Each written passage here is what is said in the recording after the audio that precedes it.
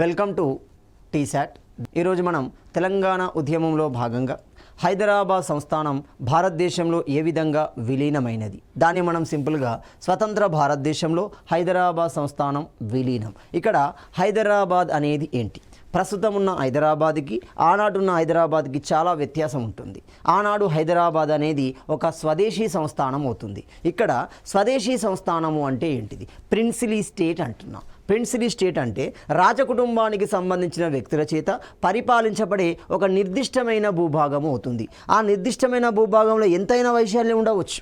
అలాంటివి మనకు భారతదేశంలో స్వాతంత్రం వచ్చే నాటికి అధికారిక లెక్కల ప్రకారం 563 స్వదేశీ సంస్థానాలు ఉన్నట్లుగా సమాచారం. అలాంటి 563 స్వదేశీ సంస్థానాలలో జనాభా పరంగా, భౌగోళిక పరంగా పెద్దదైన స్వదేశీ సంస్థానాల్లో ఒకటి హైదరాబాద్, రెండవది జమ్మూ కాశ్మీర్ అవుతుంది. మరి అలాంటి ఈ హైదరాబాద్ సంస్థానాన్ని ఏ విధంగా స్వతంత్ర భారతదేశంలో విలీనం చేసుకోవడం జరుగుతుంది, యూనియన్ ఆఫ్ ఇండియాలో విలీనం చేసుకోవడం జరిగింది, ఆ విషయాన్ని గమనిస్తే భారతదేశానికి బ్రిటిష్ వారి నుండి 1947 ఆగస్టు 15 అవుతుంది. ఒరిజినల్గా మనకు స్వాతంత్రం ఇంతకంటే ముందే రావాలి, కానీ అనివార్య కారణాల వల్ల, బ్రిటిష్ వారి యొక్క విధానాల వల్ల మనకు ఇంత దూరం వచ్చింది.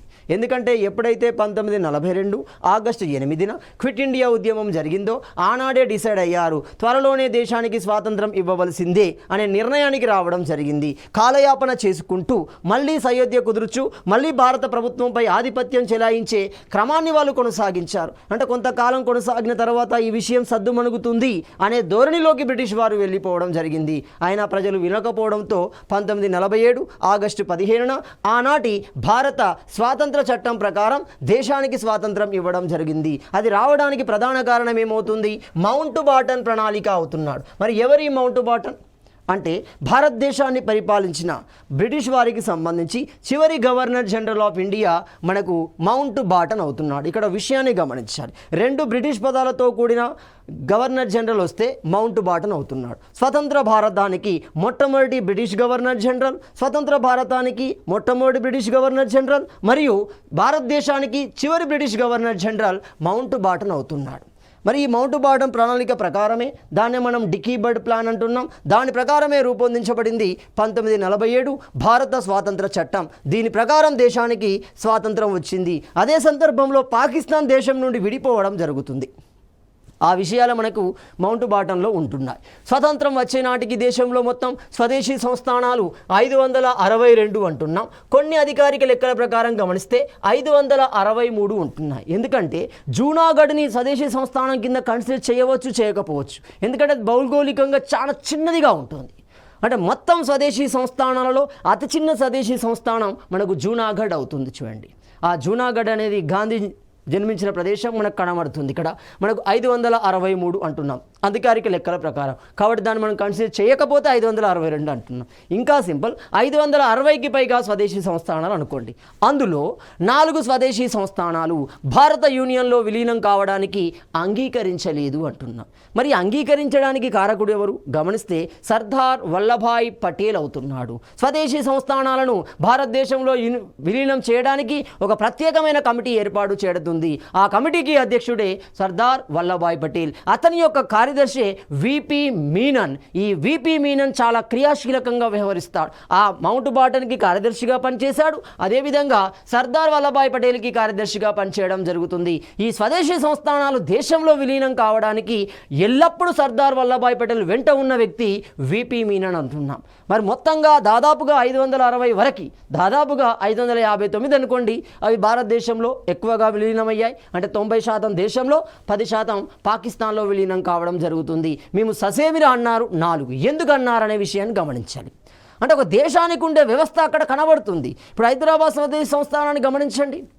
అది రైల్వే మార్గాల పరంగా, రోడ్డు మార్గాల పరంగా, వాయు మార్గాల పరంగా, అభివృద్ధి పరంగా గమనిస్తే ఒక దేశాన్ని తలదన్నే విధంగా మనకు హైదరాబాద్ సంస్థానం ఉంది. కాబట్టి మేము భారతదేశంలో కలవం, స్వతంత్ర రాజ్యంగా ఉండడానికే మేము మొగ్గు చూపుతాము అని కండిషన్లు పెట్టారు. అలా 4 స్వదేశీ సంస్థానాలు విలీనం కావడానికి సిద్ధంగా లేవు అంటున్నాం. మరి ఏంటి గమనిస్తే, అందులో ఒకటి గమనిస్తే గుజరాత్లోని జూనాగఢ్ సంస్థానము అంటున్నాం. గుజరాత్లోని జూనాగఢ్, హైదరాబాద్ సంస్థానం, కాశ్మీర్ సంస్థానం, ట్రావెన్కోర్ సంస్థానము అంటున్నాం. ఇలాంటి 4 సంస్థానాలు ససేమిరా అన్నాయి. మొత్తంగా ఒక ఒప్పందాల ద్వారా వారి మీద చర్యలు తీసుకోవడం ద్వారా మూడింటిని కలిపారు. కానీ హైదరాబాద్ సంస్థానం అంత ఈజీగా భారత యూనియన్లో విలీనం కాలేదు. మరి ఎలా అయింది గమనించాలి. సో 1946 జూన్ నెలలో నెహ్రూ అధ్యక్షతన సంస్థానాల ప్రజాప్రతినిధుల సమావేశం అనేది నిర్వహించబడింది. ఎందుకంటే సంస్థానాలు ఖచ్చితంగా దేశానికి త్వరలోనే స్వాతంత్రం ఇవ్వబడుతుంది, మీరు దేశంలో కలిసి ఉండాలి అనే కోసం ఈ మీటింగ్ను నిర్వహించారు. ఆ మీటింగ్లో వారి యొక్క సమస్యలను చర్చించే ఎజెండాను రూపొందించడం జరుగుతుంది. ప్రతి స్వదేశీ సంస్థానం తన తరపున ప్రతినిధులను ఈ సమావేశానికి పంపించడం జరిగింది. అలాంటి ప్రతినిధులు హైదరాబాద్ స్వదేశీ సంస్థానం నుండి కూడా వచ్చారు. అలాంటి సమావేశం 1946 జూన్లో జరుగుతుంది. 1947 మే 7వ తేదీన ఇది చాలా కీలకమైన ఘట్టం అవుతుంది. ఎక్కడ మనకు సికింద్రాబాద్లోని కర్బాలా మైదాన్ సమావేశం అవుతుంది. ఈ సికింద్రాబాద్లోని కర్బాలా మైదాన్ సమావేశానికి ప్రముఖ సామ్యవాది అన్నాం, సోషలిస్టు నాయకుడు అంటున్నాం. ఎవరా సోషలిస్టు నాయకుడు? జయప్రకాష్ నారాయణ్. సామ్యవాదానికి పితామహుడుగా పిలువబడే వ్యక్తుల్లో ఒకరు జయప్రకాష్ నారాయణ్ ఈ సమావేశానికి హాజరు కావడం జరుగుతుంది. హాజరైన ఈ వ్యక్తి హైదరాబాద్ ప్రజలను ఉద్దేశించి ఒక ప్రకటన చేస్తాడు. ప్రజలారా, మీరే నిజాం మీద ఒత్తిడి తీసుకురండి, హైదరాబాద్ భారత యూనియన్లో కలిసే విధంగా చర్యలు చేపట్టండి అన్నాడు. ఆ విషయం వినగానే 7వ నిజాం ఎవరిని? జయప్రకాష్ నారాయణ్ని హైదరాబాద్ నుండి బహిష్కరిస్తూ ప్రకటన జారీ చేయడం జరిగింది. సో జయప్రకాష్ నారాయణ్ ప్రసంగం ప్రకారం హైదరాబాద్ ప్రజలు నిజాం ప్రభుత్వంపై ఒత్తిడి తీసుకురావాల్సిందే. ఎందుకంటే హైదరాబాద్ భారతదేశానికి మధ్య భాగంలో కనబడుతుంది కాబట్టి ఖచ్చితంగా హైదరాబాద్ భారత యూనియన్లో కలిస్తేనే హైదరాబాద్ ప్రజలకి స్వేచ్ఛా స్వాతంత్రాలు వస్తాయి అనే నమ్మకం ప్రజల్లో ఉండటం. సో మరి ఇలాంటి నేపథ్యంలో నిజాం అతని మీద నిషేధాజ్ఞలు విధించడం జరుగుతుంది. ఆ నిషేధాజ్ఞను ఖండిస్తూ ఆనాటి బూర్గుల రామకృష్ణారావు, మరి ఎవరి బూర్గుల రామకృష్ణ? ఒరిజినల్ పేరు బూర్గుల కాదు, చూడండి అతని యొక్క విలేజ్ పేరు అవుతుంది. మరి అతని యొక్క అసలు పేరేమవుతుంది? పుల్లమరాజు అన్నాం.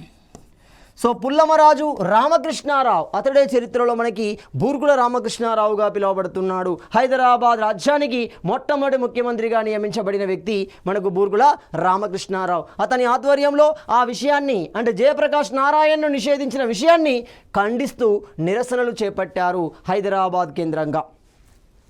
నెక్స్ట్ గమనిస్తే 1947 జూన్ 12వ తేదీన 7వ నిజాం, ఎవరు 7వ నిజాం? గమనిస్తే మీర్ ఉస్మాన్ అలీ ఖాన్ తన స్వతంత్రతను చాటుకోవడం జరుగుతుంది. నేను భారతదేశంలో యూనియన్లో విలీనం కాను, స్వతంత్ర రాజ్యంగా ఉండడానికే మొగ్గు చూపుతున్నాను అనే ప్రకటనని జూన్ 12న అదే ప్రకటనను మరోసారి ఇస్తున్నాడు. ఎప్పుడు? 1947 ఆగస్టు 13న రెండోసారి ప్రకటించడం జరుగుతుంది, 2 రోజుల ముందు. సో మొత్తంగా హైదరాబాద్ స్టేట్ కాంగ్రెస్ సభ్యులైన రామానంద తీర్థ, బూర్గుల రామకృష్ణారావులు 1947 ఆగస్టు 7వ తేదీన, సో మనకు ఎప్పుడైతే ఫస్ట్ స్టేట్మెంట్ వచ్చిందో ఆ స్టేట్మెంట్ తర్వాత వాళ్ళు ఏం చేశారు? జాయిన్ ఇండియా ఉద్యమాన్ని ప్రారంభించడం జరుగుతుంది. హైదరాబాద్ రాజ్యాన్ని భారతీయ యూనియన్లో కలిపే విధంగా నిజాం మీద ఒత్తిడి తీసుకురావడానికి ప్రారంభించబడిన ఉద్యమమే జాయిన్ ఇండియా ఉద్యమము అంటున్నాం. మరి అలాంటి ఉద్యమానికి నాయకత్వం వహించిన ప్రధాన వ్యక్తులు స్వామి రామానంద తీర్థ అంటున్నాం. స్వామి రామానంద తీర్థ, బూర్గుల రామకృష్ణారావు ఆధ్వర్యంలో ఉద్యమం కొనసాగుతుంది. మరి ఎలా కొనసాగింది? ఆ ఉద్యమం కొనసాగుతున్న సందర్భంలోనే నిజాం భారత యూనియన్తో చర్చలు జరిపాడు, మౌంట్ బాటన్తో చర్చలు జరిపాడు. నేను ఎవరిలో విలీనం కాను, స్వతంత్రంగా ఉండడానికి సాధ్యాసాధ్యాలను పరిశీలించండి అని మౌంట్ బాటన్ దగ్గర మొరపెట్టుకోవడం జరుగుతుంది. మౌంట్ బాటన్ ససేమిరా అన్నాడు, మీరు స్వతంత్రంగా ఉండడానికి అవకాశం లేదు, ఖచ్చితంగా భారత యూనియన్లో కలవాలి, మీ సమస్యలుంటే నాకు చెప్పండి, దాన్ని పరిష్కరించే ప్రయత్నం చేస్తాను అని. సో ఇలాంటి క్రమంలోనే 1947 నవంబర్ 29వ తేదీన భారత ప్రభుత్వం నిజాముల మధ్య ఒప్పందం అనేది కుదరడం జరుగుతుంది. దాన్ని మనం ఏమంటున్నాం? స్టాండ్ స్టిల్ అగ్రిమెంట్ అంటున్నాం. స్టాండ్ స్టిల్ అగ్రిమెంట్ని మనం తెలుగులో యథాస్థితి ఒప్పందము అంటున్నాం. ఈ యథాస్థితి అంటే అర్థం ఏంటి? అంటే దేశానికి స్వాతంత్రం వచ్చే నాటికి బ్రిటిష్ పరిపాలనా కాలంలో హైదరాబాద్ సంస్థానం ఎలాంటి హక్కులను కలిగి ఉంది, బ్రిటిష్ వారితో పోల్చుకుంటే అది ఎలాంటి హక్కులను కలిగి ఉంది, అలాంటి హక్కులే స్వాతంత్రం వచ్చిన తర్వాత భారత ప్రభుత్వం నుండి అది కలిగి ఉంటుంది. అలాంటి స్వేచ్ఛనే కలిగి ఉండటాన్ని స్టాండ్ స్టిల్ అగ్రిమెంట్ అంటారు. అంటే వారి మీద దాడి చేయడం లాంటి ఎలాంటివి ఉండవు. అంటే బ్రిటిష్ పరిపాలనా కాలంలో ఎలాంటి స్వేచ్ఛా స్వాతంత్రాలను కలిగి ఉన్నారో అలాంటి వాతావరణమే స్వాతంత్రం వచ్చిన తర్వాత కూడా కల్పించబడుతుంది అనేది ఇందులో ముఖ్య సారాంశంగా ఉండడం జరుగుతుంది. మరి ఇలాంటి స్టాండ్స్టిల్ అగ్రిమెంట్లో ఏమేమి ఉన్నాయి? ఈ స్టాండ్స్టిల్ అగ్రిమెంట్ ప్రకారం భారత ప్రభుత్వ ఏజెంట్గా కేఎం మున్షి నియమించబడ్డాడు. నిజాం ఏజెంట్గా యార్జంగ్ నియమించబడడం జరుగుతుంది. ఈ యార్జంగ్ ఢిల్లీలో ఉంటాడు, కేఎం మున్షి హైదరాబాద్కు రావడం జరుగుతుంది.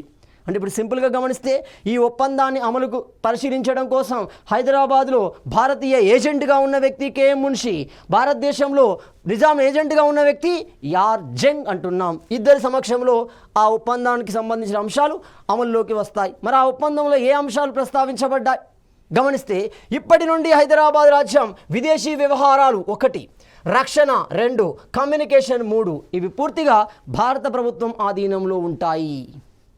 ఎందుకంటే ఈ మూడింటిని ఉపయోగించుకొని కావలసిన ఆయుధాలు సరఫరా చేసుకోవచ్చు, ఆయుధాలకు సంబంధించిన ఒప్పందాలు సరఫరా చేసుకోవచ్చు, మరియు విదేశాలతో ఒప్పందాలు క్రియేట్ చేసుకోవచ్చు.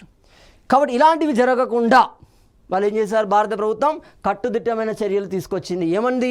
విదేశీ వ్యవహారాలు ఎక్స్టర్నల్ అఫైర్స్ అంటున్నాం, రక్షణ, కమ్యూనికేషన్ ఇక భారత ప్రభుత్వం ఆధీనంలో ఉంటాయి. దాని మీద ఎలాంటి అధికారాలు హైదరాబాద్ ప్రభుత్వానికి ఉండవు. 1. 2 ఒకవేళ పాకిస్తాన్తో యుద్ధం సంభవిస్తే, ఖచ్చితంగా సంభవిస్తే నువ్వేం చేయాలి? ఏం చేయాల్సిన అవసరం లేదు. నీకు ఇష్టమైతే దేశానికి సహకారం చెయ్యి, లేదంటే తటస్థంగా ఉండు. అంటే క్లియర్గా ఏమని చెప్పారు? పాకిస్తాన్కి ఎలాంటి సహాయం చేయకూడదు. క్లియర్. 2వ స్టేట్మెంట్.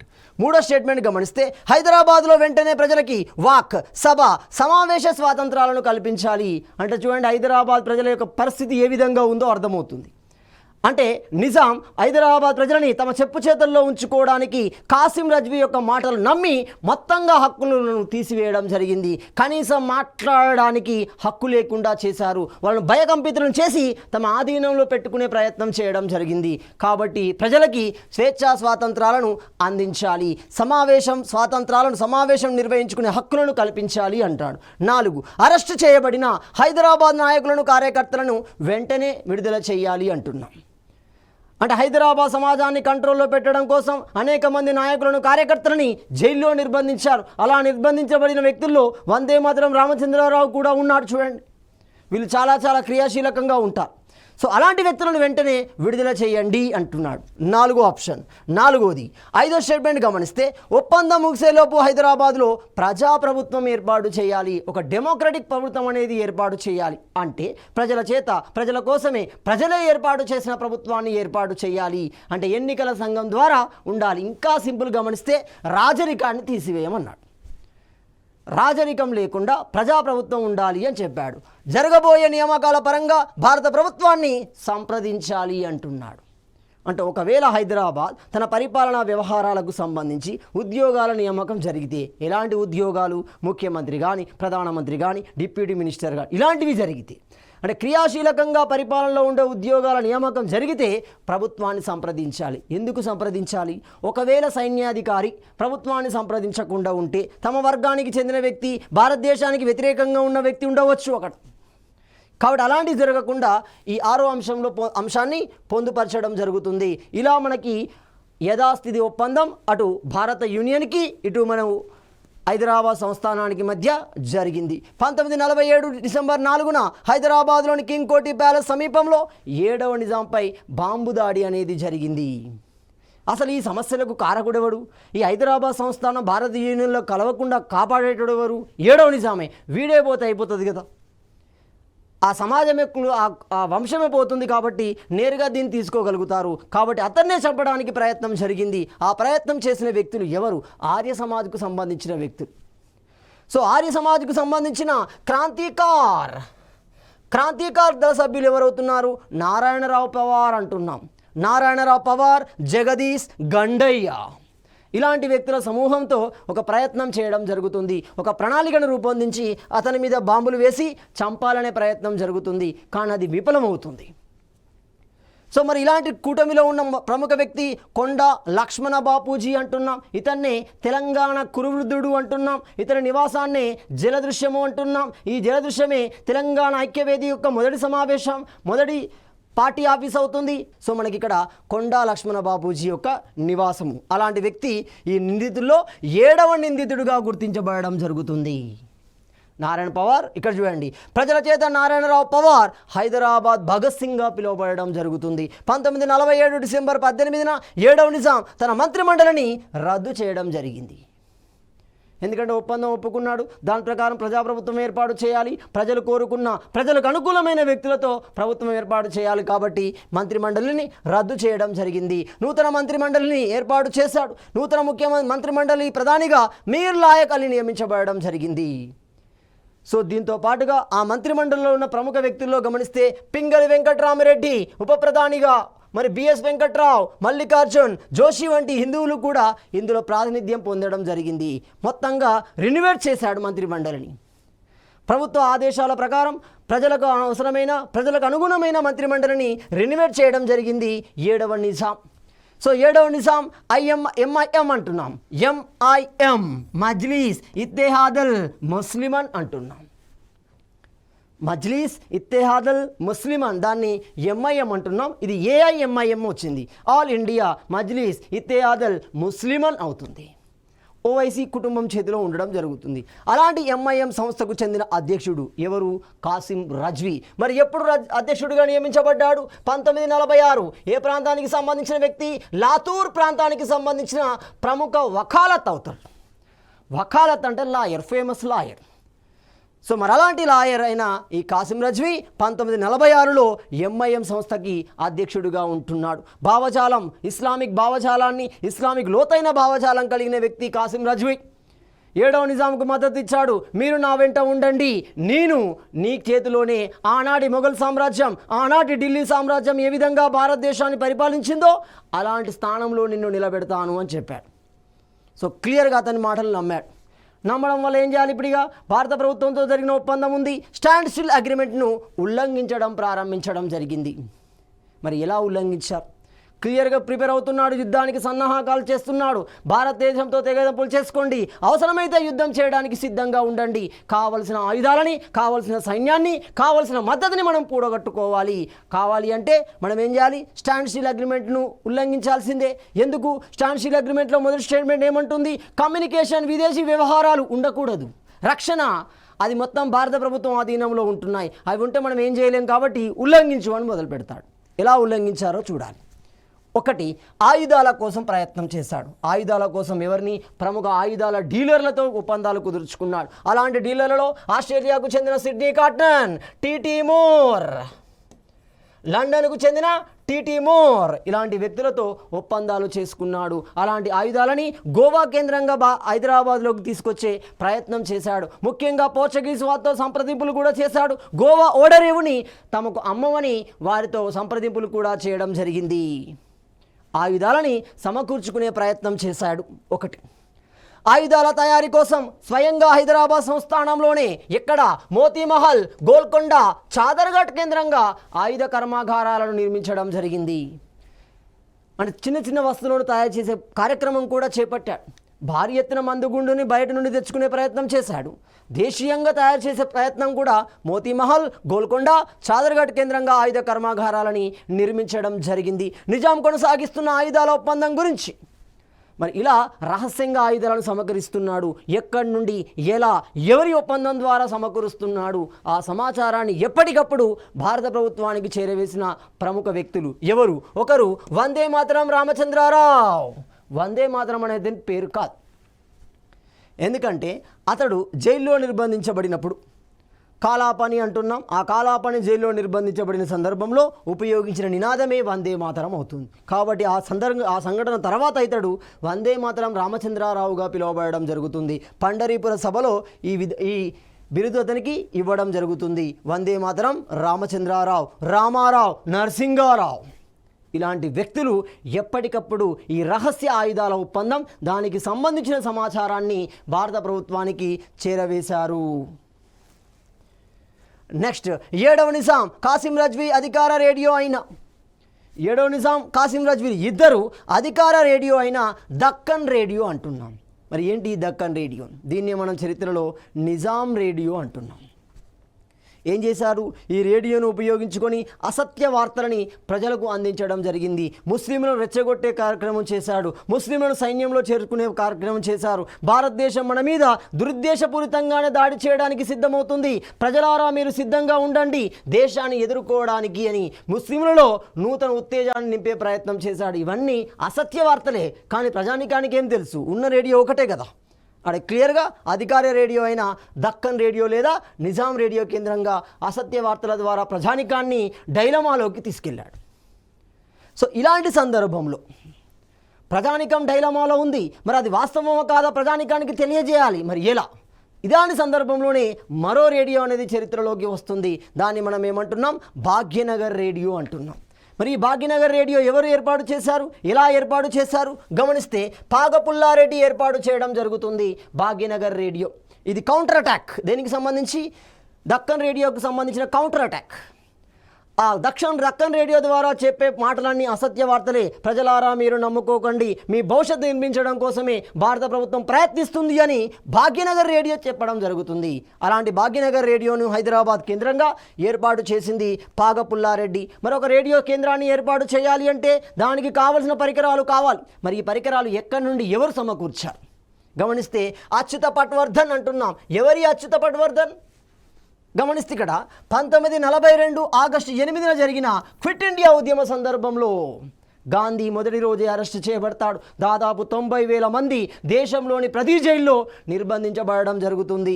నాయకుడు లేని ఉద్యమంగా మారింది. మరి అలాంటి నాయకుడు లేని ఉద్యమంలో ప్రజానికాన్ని ఒక విధిలోకి, ఒక నిర్ణయంలోకి తీసుకెళ్లడానికి సామ్యవాదులు సోషలిస్టులు ప్రయత్నించారు. అలాంటి సోషలిస్టులో అచ్యుత పట్వర్ధన్ ఒకరు. రామ్ మనోహర్ లోహియా, ఉషా మెహతా, అచ్యుత పట్వర్ధన్ లాంటి వ్యక్తులు ఉంటున్నారు. మరి అలాంటి అచ్యుత పట్వర్ధన్ బొంబాయి నుండి ఈ రేడియో పరికరాలను కొన్నిటిని సమకూర్చడం జరిగింది. తద్వారా ఆ పరికరాలను ఉపయోగిస్తూ హైదరాబాద్ కేంద్రంగా భాగ్యనగర్ రేడియో అనేది నిర్మించబడింది. ఆ రేడియో ద్వారా అనేక ప్రసంగాలు చేశారు. మరి ఆ ప్రసంగాలు చేసిన వ్యక్తులు ఎవరు? ఈ రేడియో కేంద్రంగా తెలుగు ప్రసారాలను అందించిన వ్యక్తి రామకృష్ణ శర్మ అంటున్నాం. తెలుగు ద్వారా ప్రజలకి తెలియజెప్పే ప్రయత్నం చేశారు. ఉర్దూ ప్రసారాలను తీసుకొచ్చిన వ్యక్తి ఎవరు? టి నాగప్ప అంటున్నాం. అంటే వీళ్ళు ఏం చేశారు? ప్రభుత్వం ఎలాంటి చర్యలు తీసుకోబోతుంది, ఎందుకు చర్యలు తీసుకోబోతుంది అనే విషయాన్ని వివరించే ప్రయత్నం చేశారు. ప్రజలని డైలమా నుండి, సందిగ్ధం నుండి బయటపడేసే ప్రయత్నం చేయడం జరిగింది. అంటే కౌంటర్ టు కౌంటర్ అటాక్ రెండు జరుగుతున్నాయి చూడండి. ప్రజలు సందిగ్ధం నుండి బయటికి వస్తున్నారు, ఇదే సందర్భంలో దక్కన్ రేడియో ద్వారా సందిగ్ధంలోకి నెట్టబడుతున్నారు. సో డైలమా వాతావరణం ఉంటుంది చూడండి. ప్రభుత్వం నిజాం చర్యలను గమనిస్తూ ఆంక్షలు విధించింది. రైట్, ఆంక్షలు విధించినప్పటికీ నిజాం వెనక్కు తగ్గటం లేదు. వివిధ రకాల ప్రయత్నాలు చేస్తూనే ఉన్నాడు. ఆయుధాలను సమకూర్చే ప్రయత్నం చేస్తూనే ఉన్నాడు. దేశ విదేశాల యొక్క మద్దతు కోరే ప్రయత్నం చేయడం జరుగుతుంది. సో మనకు భారత ప్రభుత్వం అనేక రకాల ఆంక్షలు విధించింది. మరొక్కసారి అంతంతో మాట్లాడితే పోలేదా అనే విషయం మీద మున్షీ రాయబారాన్ని పంపించడం జరుగుతుంది. సో మున్షీతో చెప్తుంది, మీరు ఇదివరకు ఉల్లంఘించిన వాటిని పక్కన పెట్టండి, ఇక్కడి నుండి అయినా మా చర్యల ప్రకారం, మా నిర్ణయం ప్రకారం నడుచుకోండి. అయినప్పటికీ 7వ నిజాం వినలేదు. ఎందుకంటే 7వ నిజాం పూర్తిగా కాసిం రజ్వీ ఆధీనంలో ఉన్నాడు. ఎందుకంటే కాసిం రజ్వీని కాదంటే అతన్నే ఏం చేస్తాడు? ఆ మతంలో ఒక వ్యక్తిగా మార్చే ప్రయత్నం చేయడం జరుగుతుంది. ఆ మతానికి విరోధిగా మార్చే ప్రయత్నంలో కాసిం రజ్వీ క్లియర్గా ఉన్నాడు. కాబట్టి కాసిం రజ్వీని కాదనలేడు, అతను బంధాల నుండి బయటికి రాలేడు. కాబట్టి క్లియర్గా మున్షీ రాయబారాన్ని తిరస్కరించడం జరిగింది. ఆ తర్వాత విపి మీనన్ రాయబారాన్ని పంపించారు. విపి మీనన్ రాయబారాన్ని కూడా తిరస్కరించడం జరుగుతుంది. దీంతో ప్రభుత్వం ఒక నిర్ణయానికి వచ్చింది. స్వయంగా అప్పటి ఉప ప్రధానమంత్రి అంటున్నాం, హోమ్ మినిస్టర్ ఉప ప్రధానమంత్రి సర్దార్ వల్లభాయ్ పటేల్ క్లియర్గా ఇక ఉపేక్షించేది లేదు. ఒక స్టేట్మెంట్ ప్రజానుసారం ప్రకటించడం జరుగుతుంది. ఏమని ప్రకటిస్తున్నాడు? భారతదేశం అనే శరీరంలో హైదరాబాద్ సంస్థానం ఒక అల్సర్ పుండు అంటున్నాడు, అంటే క్యాన్సర్ పుండు అంటున్నాడు. ఈ విషయం స్టేట్మెంట్ బాగా గమనించండి. సో భారతదేశాన్ని కనుక గమనిస్తే భారతదేశాన్ని శరీరంతో పోల్చి భారతదేశంలో హైదరాబాద్ అనేది ఒక క్యాన్సర్ గడ్డ. ఆ గడ్డను అలాగే వదిలేస్తే అది క్రమక్రమంగా విభజన చెందుతూ దేశం మొత్తాన్ని సర్వనాశనం చేస్తుంది, దేహం మొత్తాన్ని సర్వనాశనం చేస్తుంది. కాబట్టి హైదరాబాద్ని లేదా హైదరాబాద్గా పిలువబడే క్యాన్సర్ గడ్డని తొలగించండి అంటాడు చూడండి. తప్పదు మరిగా. శరీరాన్ని కాపాడుకోవాలంటే గడ్డను తీసేయాల్సిందే తప్ప ఆ గడ్డను మనం పెంచుకోలేం.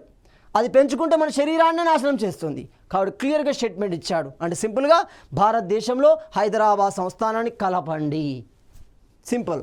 దీంతో తొలగించడమే మంచిదనే స్టేట్మెంట్కి రావడం జరిగింది. సో 7వ నిజాం విలీనాన్ని ఆపడం కోసం ప్రయత్నాలు ప్రారంభించాడు.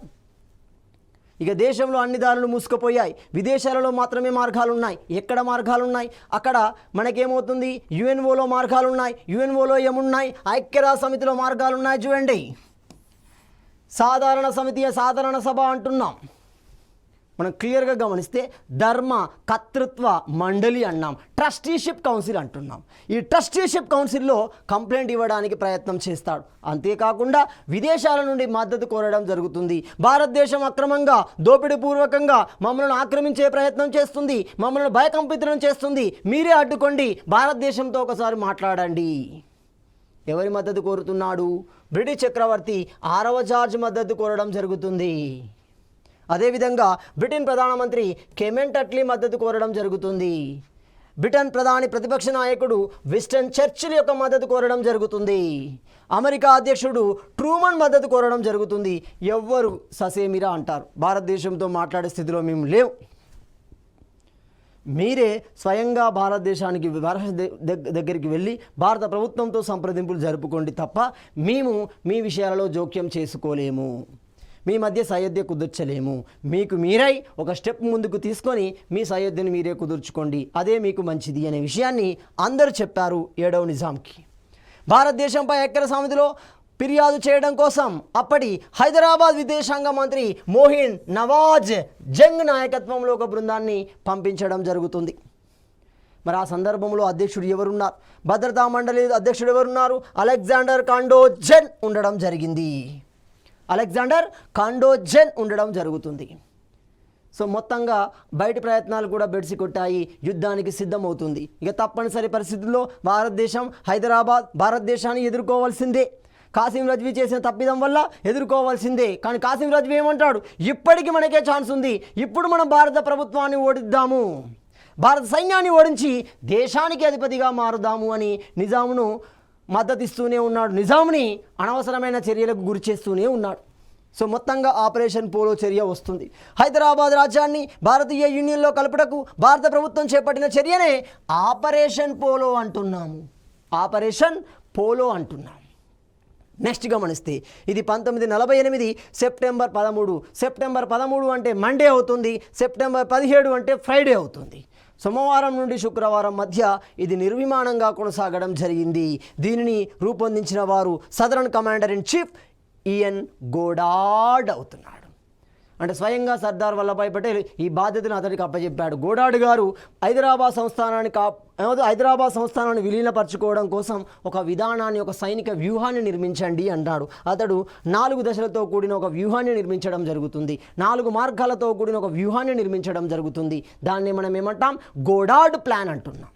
అదేవిధంగా ఈ చర్యకు సి రాజగోపాలాచారి, చక్రవర్తుల రాజగోపాలాచారి ఎవరు? స్వతంత్ర భారతదేశానికి మొట్టమొదటి భారతీయ గవర్నర్ జనరల్, స్వతంత్ర భారతదేశానికి చిట్ట చివరి భారతీయ గవర్నర్ జనరల్ ఎవరు? సి రాజగోపాలాచారి. ఏమన్నాడు? పోలీస్ యాక్షన్ అంటున్నాడు. ఎందుకంటే హైదరాబాద్ సంస్థానంలోకి భారత సైన్యం వచ్చినప్పుడు మద్రాస్ పోలీస్ దళం అనేది దానికి మద్దతు ఇవ్వడం జరుగుతుంది. శాంతి భద్రతలను కాపాడే చర్యగా ఇతడు అభివర్ణించాడు. సింపుల్. ఐక్యరాజ్య సమితికి స్టేట్మెంట్ ఇచ్చాడు. ఏమని? మేము దోపిడీ చేయడం లేదు, దౌర్జన్యం చేయడం లేదు, అంతర్గతంగా జరుగుతున్న శాంతి భద్రతలని కాపాడడమే మా ఉద్దేశం. క్లియర్గా స్టేట్మెంట్ ఇచ్చాడు. అదే పోలీస్ చర్య అన్నాడు. మిలిటరీ పరిభాషలో దీనిని ఆపరేషన్ పోలో అంటున్నారు. సో దీనిని ఆపరేషన్ ట్రూమన్ డాక్యుమెంట్ అంటున్నాం. ట్రూమన్ ఎవరు? అమెరికా అధ్యక్షుడు. ఆనాడు అమెరికా అధ్యక్షుడు ఒక ప్రాంతాన్ని కమ్యూనిస్టు భావజాలం విస్తరిస్తుందనే ఉద్దేశంతో దాన్ని ఆక్రమించే ప్రయత్నం చేయడం జరుగుతుంది. అలాగే మేము కూడా చేస్తున్నాం. ఏమని? హైదరాబాద్ను ఆక్రమించాలనే ఉద్దేశం మాకు లేదు. అది దేశంలో అలజడికి కారణమవుతుంది, శాంతి భద్రతల విఘాతానికి కారణమవుతుంది. దాన్ని మేము కంట్రోల్ చేస్తున్నాం తప్ప దాన్ని ఉద్దేశపూర్వకంగా తీసుకోవడం లేదు. నువ్వు చేసిందో తప్పు కాదు, మేము చేసిందేలా తప్పు.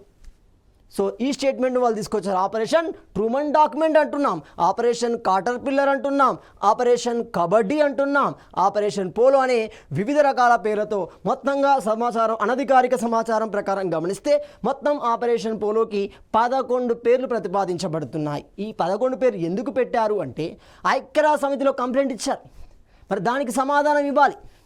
ఆ సమాధానం ఇచ్చే క్రమంలో ఈ 11 పేర్లు తెర మీదకి రావడం జరిగింది. నెక్స్ట్, ఈ సమయంలో భారత యూనియన్కు చెందిన సైనికులు ఎంతమంది పాల్గొన్నారు? 35,000 మంది పాల్గొనడం జరుగుతుంది. మరి ఆ సందర్భంలో భారతదేశంలో ఉన్న పొజిషన్స్ ఏంటి? Governor general of India C Rajagopalachari అవుతున్నాడు, అంటే రాష్ట్రపతి పొజిషన్లో ఉన్నట్టే. నెక్స్ట్, హోమ్ మినిస్టర్ ఉప ప్రధాని సర్దార్ వల్లభాయ్ పటేల్ అంటున్నాం. ఇతని యొక్క కార్యదర్శి విపి మీనన్ అంటున్నాం. విపి మీనన్ అంటున్నాం. పొజిషన్ చూడండి, పైనుండి వస్తున్నాయి, రాష్ట్రపతి నుండి వస్తున్నాయి, అంటే అప్పుడు రాష్ట్రపతి లేడు, గవర్నర్ జనరల్ ఉంటాడు. సో నెక్స్ట్, రక్షణ శాఖ మంత్రి డిఫెన్స్ మినిస్టర్ బల్దేవ్ సింగ్ అంటున్నాం. అతని తర్వాత పొజిషన్ ఎవరు? భారత ప్రధాన సైన్యాధిపతి సి రాయ్ బ్యూచర్ అవుతున్నాడు. South Indian commander in chief, south భాగానికి అధిపతి ఎవరు? ఇయన్ గోడార్డ్ అవుతున్నాడు. అందులో మళ్ళీ విభాగం లెఫ్టినెంట్ జనరల్ ఎవరు? రాజేంద్ర సింహాజీ జడేజా అవుతున్నాడు, లెఫ్టినెంట్ జనరల్ అవుతున్నాడు. ఆ తర్వాత కింది position Hyderabad army general J N Chaudhuri. So ఇతని నేపథ్యంలో మనము ఎంకరి హైదరాబాద్లోకి ప్రవేశిస్తాం. కాబట్టి మిలిటరీ నియమాల ప్రకారం ఇతన్నే హైదరాబాద్కి నాయకుడిగా చేయడం జరిగింది. మిలిటరీకి ఒక రూల్ ఉంటుంది, అంటే మిలిటరీ యుద్ధ సందర్భంలో ఏదైనా ప్రాంతాన్ని కనుగొన్నా, ఏదైనా ప్రాంతాన్ని ఆక్రమించినా, ఆ ఆక్రమణలో పాలు పంచుకున్న మొదటి వ్యక్తికి ఆ వ్యక్తికి ఆ పేరు పెట్టడం, ఆ ప్రాంతానికి పెట్టడం కానీ, ఆ అధికారాన్ని అతనిలోకి పెట్టడం కానీ జరుగుతుంది. కాబట్టి జేఎన్ చౌదరికి ఇచ్చారు. జయంతో నాథ్ చౌదరి బెంగాలీకి సంబంధించిన వ్యక్తి, కాబట్టి హైదరాబాద్ ఆర్మీ జనరల్ ఎవరు? జేఎన్ చౌదరి అవుతున్నారు. మరి ఇలాంటి సందర్భంలోనే ఆపోజిషన్ ఎవరు? ఆపోజిషన్ నిజాం అనేది ఆపోజిషన్. మరి ఎంత సైన్యం పాలు పంచుకుంది?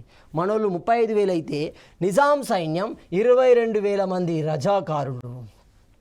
సైన్యం 22,000 మంది, రజాకారులు ఎంతమంది? 1,25,000 మంది. ఇక్కడ ఒక విషయాన్ని గమనించాలి. ఈ 1,25,000, 1,50,000 మనం పాల్గొంది 35,000. మరి మనం ఎలా గెలిచాం?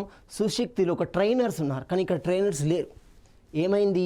దక్కన్ రేడియో కేంద్రంగా విద్వేషపూరిత ప్రసంగాలు చేయడం ద్వారా ముస్లింలని తన వైపు తిప్పుకున్నాడు. తాత్కాలిక సైన్యంగా నిర్మించడం జరిగింది. అలా వచ్చిన వాళ్ళు తప్ప వాళ్ళకి ఎలాంటి ట్రైనింగ్ లేదు. ఉద్దేశపూర్వకంగా తమ మతాన్ని కాపాడుకునే ఒక విద్వేష ప్రసంగాల ద్వారా వాళ్ళు సృష్టించబడ్డ వ్యక్తులు. సో మొత్తంగా మనకి నిజాం సైన్యం 22,000, రజాకారులు 1,25,000 మంది పాల్గొన్నారు. మరి ఈ సందర్భంలో నిజాం సుల్తాన్ ఎవరు? చివరి సుల్తాన్ 7వ నిజాం మీర్ ఉస్మాన్ అలీ ఖాన్ అవుతున్నాడు. కమాండర్ ఇన్ చీఫ్ ఎవరు? సయ్యద్ అహ్మద్ ఎల్ ఎడ్రూస్ అవుతున్నాడు. ఎల్ ఎడ్రూస్ అనే వ్యక్తి కమాండర్ ఇన్ చీఫ్గా ఉండడం జరుగుతుంది. ప్రధానమంత్రి మీర్ లాయక్ అలీ అవుతున్నాడు. డిప్యూటీ ప్రధానమంత్రి బిఎన్ వెంకట్రావు అవుతున్నాడు. డిప్యూటీ ముఖ్యమంత్రి బివి రామిరెడ్డి అవుతున్నాడు. రజాకార నాయకుడు కాసిం రజ్వీ అవుతున్నాడు. హైదరాబాద్ పోలీస్ కమిషనర్ దీన్ యార్ జంగ్ అవుతున్నాడు. దీన్ యార్ జంగ్ అనే వ్యక్తులు మనకు ఎక్కడ దేనికి సంబంధించి? నిజాంకు సంబంధించి ఉన్నారు. మొత్తంగా ఇరు పక్షాలు యుద్ధ వాతావరణంలోకి వెళ్ళిపోయాయి. మరి ఏ విధంగా యుద్ధంలో పాలు పంచుకున్నాయి గమనిస్తే, సెప్టెంబర్ 13న దాడులు ప్రారంభించగా భారతీయ సైన్యం సెప్టెంబర్ 17 నాటికి హైదరాబాద్లోకి ప్రవేశించడం జరిగింది. 1948 సెప్టెంబర్ 17 శుక్రవారం సాయంత్రం 5 గంటలకి ఎక్కడ? Lake view guest house. ఏంటి lake view guest house? Lake view guest house అంటాం, సరస్సును చూసే ప్రదేశం అని అర్థం. ఆ లేక్ వ్యూ గెస్ట్ హౌస్లో ఎవరున్నారు? కేఎం మున్షి ఉన్నాడు. అతన్ని హైదరాబాద్ సంస్థానంలో ఉండడానికి అంగీకరించలేదు, అతనికి ప్రత్యేకమైన స్థలం ఇవ్వలేదు. కాబట్టి ఆయన పోయి లేక్ వ్యూ గెస్ట్ హౌస్లో ఉండాల్సి వచ్చింది. చచ్చుకుంటా కేఎం మున్షి దగ్గరికి వెళ్ళాడు 7వ నిజాం. ఏమని చెప్పాడు? హైదరాబాద్ సంస్థానం భారతీయ యూనియన్లో కలవడానికి నేను అంగీకరిస్తున్నాను, ఈ విషయం భారత ప్రభుత్వానికి ఫాజ్ చేయండి అన్నాడు. కేఎం మున్షి ఎందుకు చెప్తాడు? సైలెంట్గా ఉన్నాడు చూడండి. సో కేఎం మున్షిని కలిసిన హైదరాబాద్ సంస్థానం భారతీయ యూనియన్లో లొంగిపోతున్నట్లు 7వ నిజాం ప్రకటించడం జరిగింది. నువ్వు నాకు చెప్పడం కాదు, ప్రజలకు చెప్పమంటారు. సో ప్రజలకు చెప్పమంటే 1948 సెప్టెంబర్ 18 హైదరాబాద్ సంస్థానానికి వచ్చిన సర్దార్ వల్లభాయ్ పటేల్ నిజాం మీర్ ఉస్మాన్ అలీ ఖాన్ బేగంపేట విమానాశ్రయంలో స్వాగతం పలికాడు. 1948 సెప్టెంబర్ 22న ఐక్యరాజ్య సమితి నుండి ఫిర్యాదును 7వ నిజాం ఉపసంహరించుకోవడం జరుగుతుంది.